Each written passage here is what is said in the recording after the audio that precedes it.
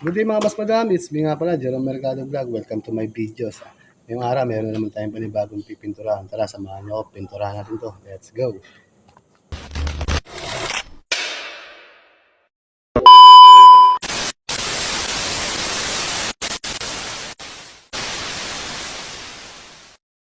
Ito nga pala ang bago natin project guys, ang Isuzu Giga 10-wheeler freezer van na Avatar. Yan. Siyempre, nakapag-prepare na yung ating mga kasamahan dyan. Tayo naman ngayon ay nag-primer na, tapos nagbopondo na po tayo ngayon ng light blue. Kasi ang ibubuga po natin dyan ay 2K Kema. Yan. Puritan. Marcel Green. Yan ang kulay ng ibubuga natin. Marcel Green yan guys. Pondo muna tayo ng light blue, siyempre. Para hindi tayo mahirapan ng patakip kasi medyo matagal tumakip ang Marcel.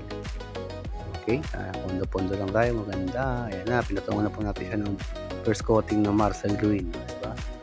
Ganda talaga guys pagka mga urethane ang ginagamit.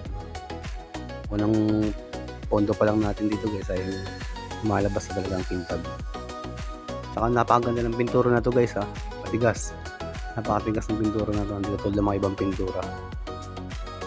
Siyempre tapos tayo sa ulo, ilipat naman po tayo sa body. Ayan, pati po body yan buo. Kulay green din po yan.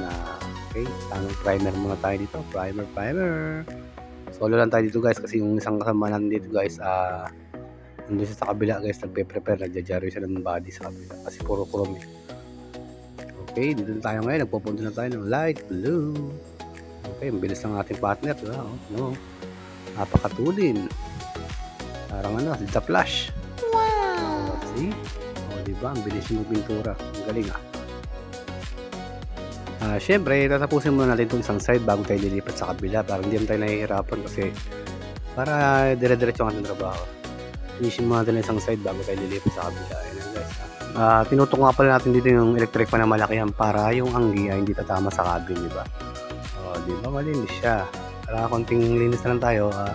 Ready to pull out yan guys. Tingnan nyo. Ayan, second coating na tayo guys. Ito, natapos na natin siya kanina. Di ba? Ganda ng body natin, kintab. Siguro yung may-ari ito guys, may-ari ng mga Milo. Kasi green na green siya hanggang body. Milo, everyday Milo, baka naman.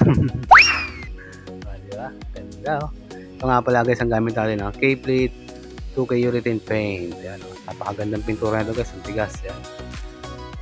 Diba?